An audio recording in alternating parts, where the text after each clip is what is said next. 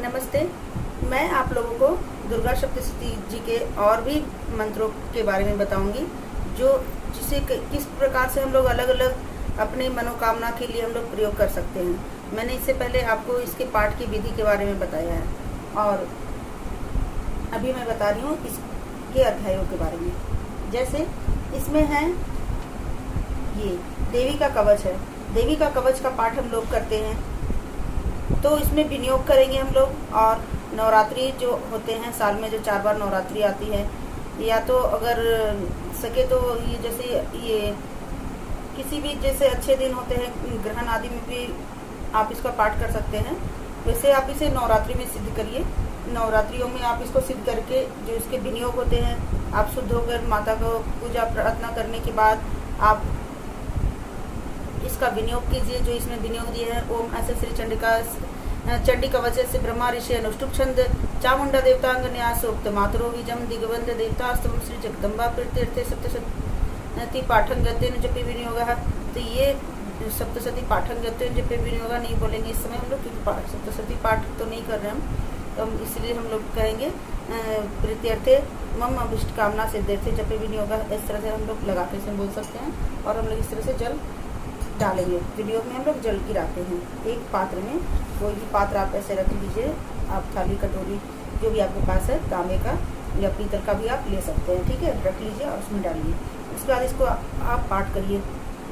ओम नमः चंडिकाय मार्कंडे वाचो वाचा ओम यद गुह्यम परम लोके सर्वरक्षाकरम निर्णाम यन्न कस्य चिदाख्यातम तन्मे ब्रूहि पितामह ब्रह्मवाच अस्ति गुह्यतम देव अस्ति गुह्यतम विप्र सर्वभूतोपकारकम देव्यास्तु कवचम पुण्यम तसृणुषु महामुने प्रथम शैलपुत्री च द्वितीयं ब्रह्मचारिणी तृतीयं चंद्रखंडेति कुष्मांडेति चतुर्थकम पंचम स्कंदमातेति षष्ठम कात्यायनी चीति च सप्तम कालरात्रिति महागौरीति च अष्टमम नवम सिद्धिदात्री च नवदुर्गा प्रकृतिता। इस तरह से आप सारे इसको पूरा पाठ करना है आपको। 12 पाठ करिएगा डेली, तो ये 108 हो जाएगा 9 दिनों में। 9 दिनों में आप इसका पाठ हो जाएगा तो ये सिद्ध हो जाएगा। और इसके नामों से आपको हवन बिल्कुल नहीं करना है। इसके मंत्रों से आपको हवन नहीं करना है। जब आप हवन करना चाहें तो ओम ऐं ह्रीं क्लीं चामुंडा विचे इस मंत्रों से कीजिए, या 11वें अध्याय जो है उसके बारे में आगे बताने वाली हूँ, उसके मंत्रों से करिएगा। ये जो देवी का कवच में जितने भी मंत्र आए हैं, इसके किसी भी श्लोक मंत्र का प्रयोग आप हवन करने के लिए नहीं करिएगा, क्योंकि ये नहीं करना है। इसके मंत्रों से हवन नहीं होता। और जो भी इसमें सप्तशती में जितने भी मंत्र हैं सब देवी का स्वरूप है, सभी से आप हवन कर सकते हैं, पर देवी का जो कवच है इससे नहीं करिएगा, ठीक है। उसके बाद आप ये जो अर्गला स्तोत्र है, अर्गला स्तोत्र का आप प्रतिदिन 4 बार 10 बार आप जितनी आपकी श्रद्धा हो, 11 बार 21 बार 108 बार आप इसका पाठ कर सकते हैं। इससे घर में सुख शांति आती है। महालक्ष्मी जी का ये मतलब मंत्र है, महालक्ष्मी जी का है ये। देखिए इसमें लिखा हुआ भी है, जैसे इसका विनियोग जो है ओम अस्य श्री अर्गला अस्तोत्र मंत्र से विष्णु ऋषि, इसके ऋषि विष्णु है, अनुष्टुप छंद है, श्री महालक्ष्मी देवता है इसके, श्री जगदम्बा प्रीत्यर्थे सप्तशती जपे विनियोग है। तो सप्तम अभिष्ट कामना सिद्ध्यर्थे जपे विनियोग कर दीजिए इसमें, ठीक है। तो ये महालक्ष्मी जी के लिए होता है। और इसमें इसके जो भी मंत्र है, जैसे इसमें जो बच्चों के लिए एक बहुत अच्छा इसमें मंत्र आता है, ये विद्यावंतम यशस्वंतम लक्ष्मीवंतम जन्म गुरु रूपम देहि जयम देहि यशो देहि विश्व जहि। ये मंत्र इसमें विद्या यश और लक्ष्मी तीनों की हो जाती है। बच्चों को इसके मंत्र का पाठ जाप करवा सकते हैं आप, या तो आप स्वयं भी कर सकते हैं। और भी इसमें बहुत सारे अच्छे अच्छे मंत्र आए हैं, सारे ही मंत्र अच्छे हैं इसके, तो महालक्ष्मी जी के प्रसन्नता के लिए हैं। और एक चीज़ और इसमें करते हैं हम लोग, क्या आपको देखना है मंत्रों को के जो अर्थ दिए हुए हैं, अर्थ के हिसाब से आपको समझना है। पढ़ लीजिएगा आप, जब आप मंत्र कर सकते हैं तो पढ़ भी सकते हैं आराम से। आप पढ़ लीजिएगा, इसे पढ़ के देखिएगा कि कौन सा मंत्र का क्या मतलब होता है, हाँ, और वो किस लिए है। तो जैसे ये मैंने एक विद्या पता ही चल रहा है, जैसे विद्या बुद्धि और लक्ष्मी के लिए विद्यावंत में शशवंत वाला है मंत्र, इसका पाठ करिए। या तो जैसे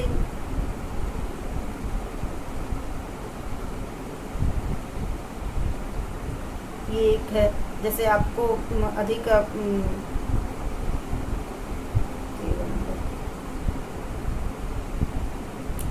जैसे आपको कोई शत्रु आपको परेशान कर रहा है, उसके बल को कम करना है, अपने बल को बढ़ाना है, तो उसमें आप ये मंत्र कर सकते हैं। जो 13वां नंबर का जो मंत्र है ये विधेयी द्विषताम नाशम विधेयी बल मुच्चिके रूपम देही जयम देही यशो देही दिशो जही, ये मंत्र है, इसे आप कर सकते हैं। तो इसे आप कैसे करेंगे कि आपका ये जो देवी सूक्त का जो पाठ होता है ना, जो देवी सूक्त का पाठ जो यहाँ पे दिया हुआ है, अच्छा तंत्रोक्त देवी सूक्त पाठ, ये तो आप क्या करिए, जैसे आपको मान लीजिए ये कोई शत्रु परेशान कर रहा है, उसको ये करना है, तो ये करिए। या तो विद्यावंतम यशस्वंतम वाला जो ये मंत्र है बुद्धि विद्या के लिए करिए। या तो आपको अच्छी पत्नी चाहिए, तो उसके लिए आपको है पत्नी मनोरमा देही मनोवृतानुसारिणी तारिणीम दुर्ग संसार सागर शिक्लुद्भवाम, ये मंत्र करिए। और भी बहुत सारे मंत्र इसमें हैं, जो भी आपको जो इच्छा हो, जिस प्रकार का इसमें अर्थ को देख के आप लोग कर सकते हैं। हाँ, आपके किस लायक के लिए है, आपको क्या करना है, तो वो मंत्र आप या सर्व मंगल मंगल शिवे सवार साधि के शरण के गौरी नारायणी नमस्ते, ये मंत्र भी आप कर सकते हैं, लगा सकते हैं। वो मंत्र आगे है 11वां अध्याय में मैं बाद में बताऊंगी, तो वो मंत्र आप इसमें लगा सकते हैं। जो तंत्रोक्त देवी सूक्त में उसके आगे और पहले, आगे और अंत में मंत्र को लगा के आपको उसको संपुटित करके तो फिर पाठ कर सकते हैं। जैसे एक विद्यावंतम यशस्वंतम वाला मैं करके दिखाती हूँ, इसका एक मंत्र है। आप तो या तो अर्गलास्त्र का पूरा पाठ के लिए 11 बार 21 बार बहुत अच्छा है, लक्ष्मी माता की प्रसन्नता के लिए होता है ये मंत्र। उसके बाद या तो आप इसको सिद्ध करना चाहते हैं संपुटित करके अपने किसी कामना के लिए, तो आप इसको देवी जो तंत्रोक्त देवी सूक्त होता है उसमें करिए। नमो दिव्य महादेवाय शिवाय सततं नमः नमः प्रकृताय भद्राय नियताम। तो इसमें ये मंत्र पूरा जो हम लोग करते हैं, या देवी सर्वभूतेषु जो मंत्र जो होता है, लक्ष्मी रूपेण संस्था नमस्ते नमस्ते नमस्ते नमो नमः, ये मंत्र जो होता है, ये सारे मंत्र में आप लोग को लगाना है आगे पीछे ऐसे। विद्यावंतम यशस्वंतम लक्ष्मीवंतम जन्म कुरु रूपम देहि जयम देहि यशो देहि दिशो जयी नमो देवे महादेवाय शिवाय सततं नमः नमः प्रकृताय भद्राय नियताम। विद्यावंतम यशस्वंतम लक्ष्मीवंतम जन्म कुरु रूपम देहि जयम देहि यशो देहि दिशो जयी विद्यावंतम यशस्वंतम लक्ष्मीवंतम जन्म कुरु रूपम देहि जयम देहि यशो देहि दिशो जयी रौद्राय नमो नित्याय गौराय धात्रे नमो नमः ज्योत्स्नाय चेन्द्रूपिणी सुखाय सततं नमः। विद्यावंतम यशस्वंतम लक्ष्मीवंतम जन्म कुरु रूपम देहि जयम देहि यशो देहि दिशो जयी विद्यावंतम यशस्वंतम लक्ष्मीवंतम जन्म कुरु रूपम देहि जयम देहि यशो देहि दिशो जयी कल्याणाय प्रणताम बुद्ध शुद्ध कर्मो नमो नमः नयते विभूताम लक्ष्मी सर्वानयते नमो नमः।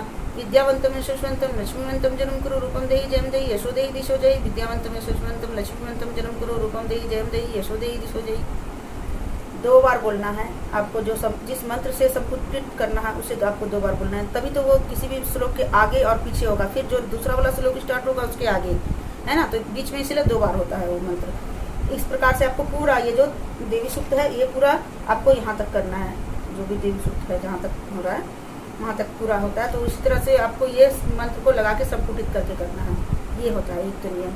हाँ, इससे आप किसी भी अपने कामना के लिए आप अपना सभी तरह से मंगल का की कामना करते हैं, तो सर्व मंगल मंगल शिवे सवार साधि के शरण तुमके गौरी नारायणी नमस्ते से 2 बार बीच में लगा दीजिए। और ये देवी का सूक्त का पाठ करिए बीच में लगा कर। सिर्फ देवी का सूक्त का पाठ कर सकते हैं आप, देवी की स्तुति कर सकते हैं, पर आप किसी विशेष मनोकामना से करते हैं तो आपकी कौन सी मनोकामना है उसके हिसाब से आपको वो मंत्र लगा के उसमें संपुटित करना होता है। ठीक है, इसके बाद देवार्थ शीर्ष जो है इसका भी आप पाठ प्रतिदिन सुबह शाम आप कर सकते हैं। उसके बाद ये इसमें जो चतुर्थ अध्याय जो है आप इसका पूरे साल के लिए आप संकल्प लीजिए माता से कि मैं पूरे साल करूंगी। चौथा अध्याय का जो पाठ जो होता है जिसमें माता का की स्तुति की गई है, तो इसका भी, और एक जो 11वां अध्याय है इसमें माता की स्तुति भी है और माता से वरदान भी दिया गया है, वो और भी अच्छा है। तो आप चौथा अध्याय या 11वां अध्याय का पाठ भी आप पूरे साल के लिए उठा सकते हैं कि हमें डेली करना है, ज़्यादा नहीं, 5 से 10 मिनट लगता है। तो डेली आप इसको उठा सकते हैं कि भगवान ये कोई भी किसी भी तरह से की परेशानी हो उसकी मुक्ति के लिए माता से प्रार्थना कीजिए। पूरे साल इस पाठ की तरह करिए, जैसे चालीसा पाठ वगैरह करते हैं लोग इसी के लिए, तो देखिए वो मनोकामना माता अवश्य पूरी करते हैं, माता उस परेशानी से दूर निकालते हैं किसी भी परेशानी में हो तो ये एक तो विधान है। उसके बाद जो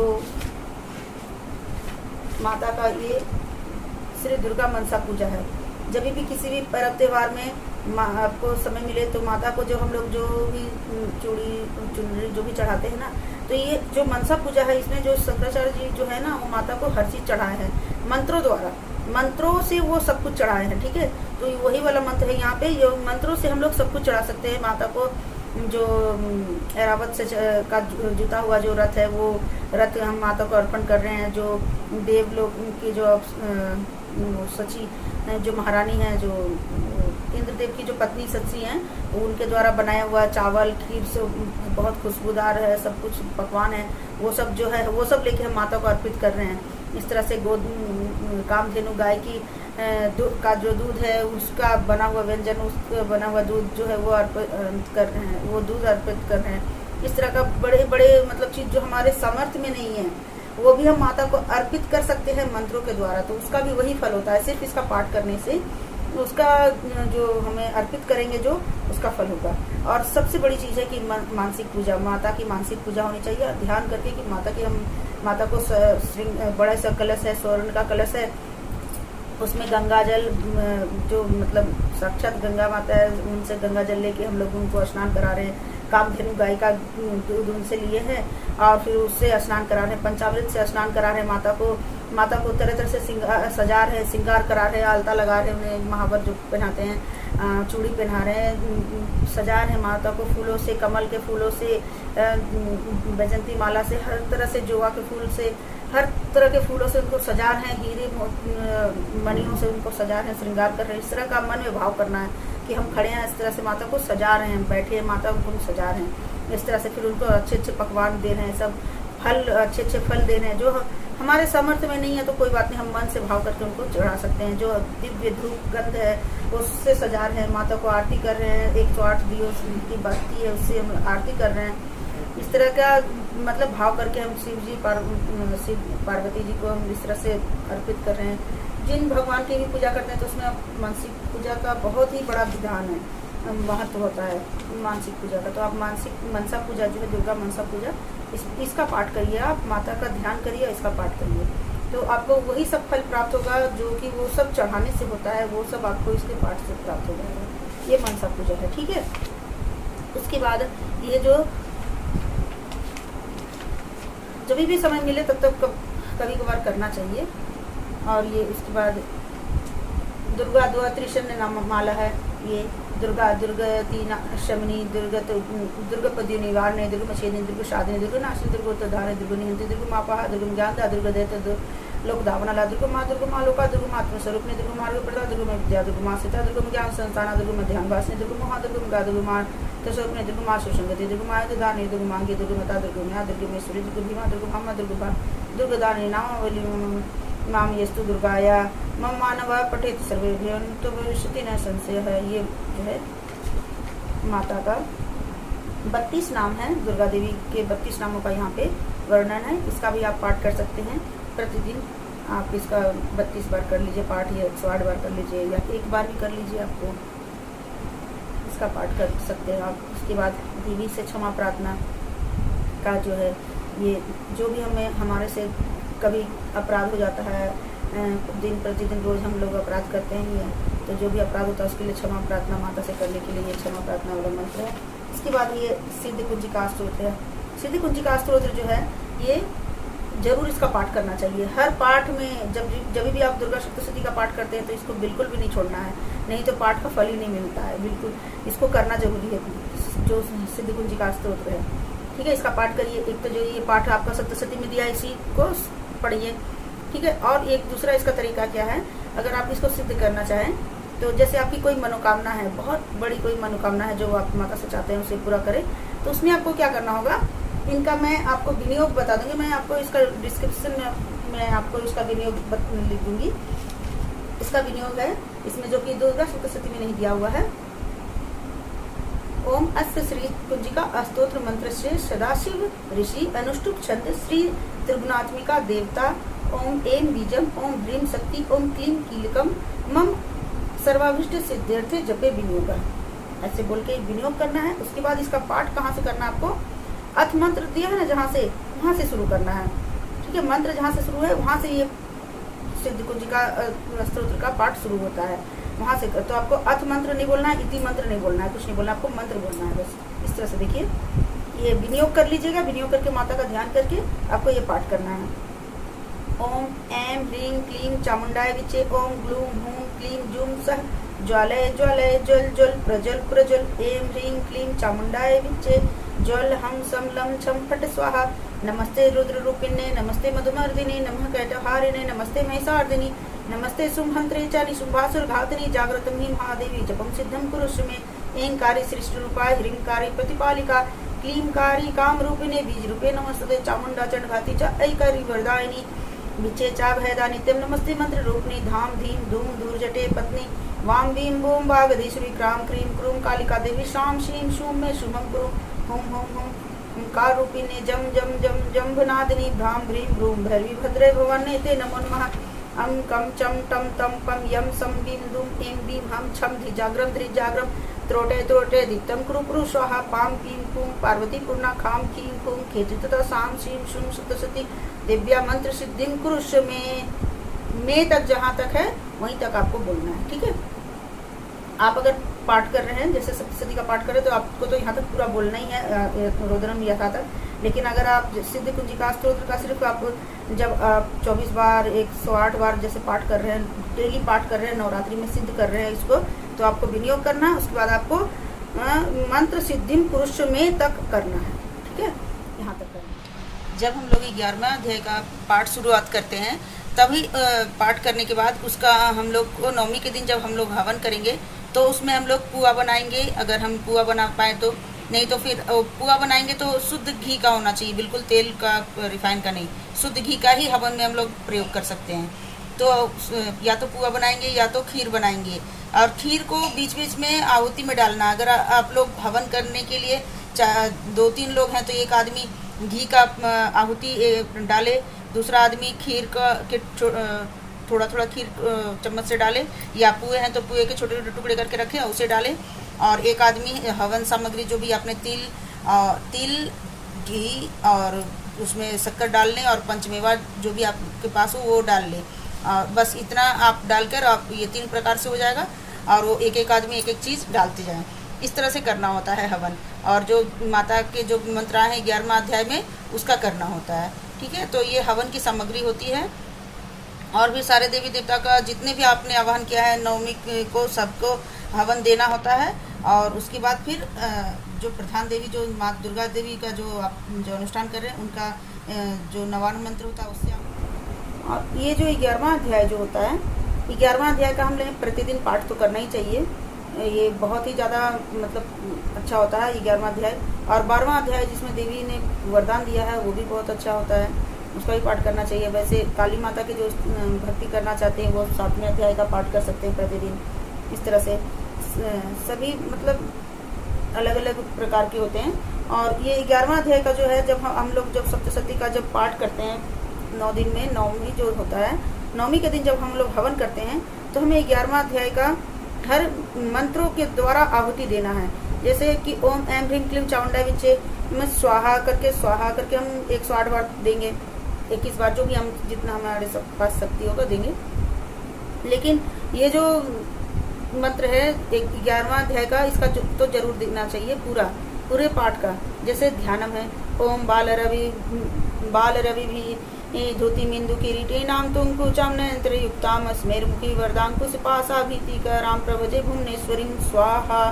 ओम ऋषि वाच्य स्वाहा देव्या हते तत्र महासुरेंद्र सेन्द्रासुरा वहनी पुरोगामास्ताम कात्यायनीं तुष्टुभूरिष्टिलावाद विकासी बकत्र विकासिताशा स्वाहा।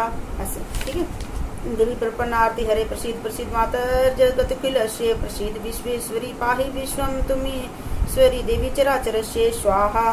इस तरह से हर मंत्र में स्वाहा स्वाहा करके आपको देना है। सारे मंत्रों का इस तरह से देना है। ये पूरा 11वां अध्याय यहाँ तक, जहाँ तक ये पूरा हो रहा है वहाँ तक आपको स्वाहा करके देना, ओम स्वाहा तक। ठीक है। तदा इत्येतम यदा यदा वादा दानवोत्था भविष्यति स्वाहा तदा तदा वतीर्यहं करिष्यामि हरिसंचयं स्वाहा ओम स्वाहा। इस तरह से सारे में आपको लास्ट तक स्वाहा स्वाहा करके 11वां अध्याय का देना है आहुति मंत्रों द्वारा।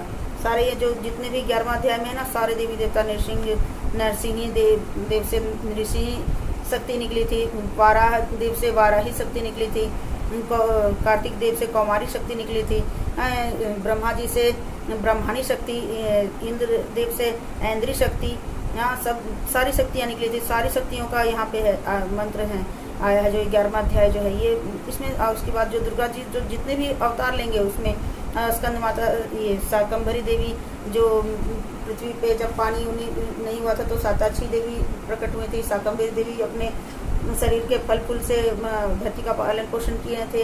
ये सब भ्रामरी देवी, सारे देवी का अवतार का इसमें आया है। जो विंध्याचल देवी जो है सभी का मतलब इसमें वर्णन हो गया है, दुर्गा माता के लगभग बहुत सारे अवतारों का। तो इसीलिए ये जो 11वां अध्याय है बहुत ही ज़्यादा महत्वपूर्ण अध्याय है। इसमें जो कहते हैं, और इसके सारे मंत्रों से जरूर आहुति देनी चाहिए।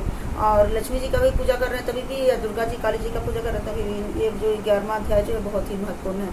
इसका करना ही चाहिए आहुति, इसके सारे मंत्रों से आहुति देना चाहिए। इसमें जो भी जैसे देववाच्य, ऋषिवाच्य जो भी है उसको छोड़ना नहीं। उसमें भी जैसे ये मैंने कहा ना, ओम ऋषिवाच्य स्वाहा, यहाँ में आया है देववाच्य स्वाहा, देवा उच्च स्वाहा, देव्योवाच्य स्वाहा, सब में करना है, किसी को भी छोड़ना नहीं, बिल्कुल सब में स्वाहा स्वाहा करके आपको आहुति देना, तभी ये जाके पूरा होगा 11वां अध्याय का।